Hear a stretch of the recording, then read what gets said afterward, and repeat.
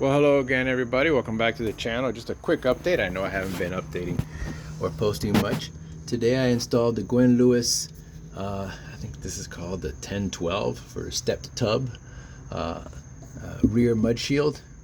So you install this top piece first with the two bolts that are included lightly, and then you can slide in the bottom one. And the bottom piece here has the cutouts just in case you have the rear seatbelt support.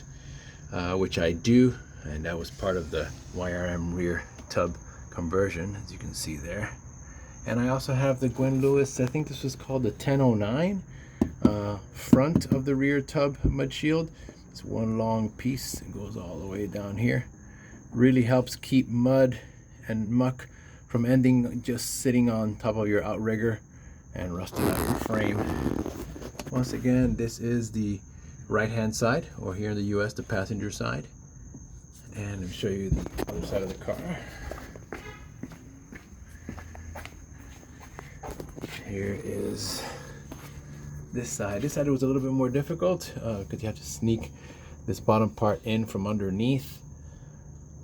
Top piece went in just fine. I did trim a little bit right there, and I also trimmed just a hair right here.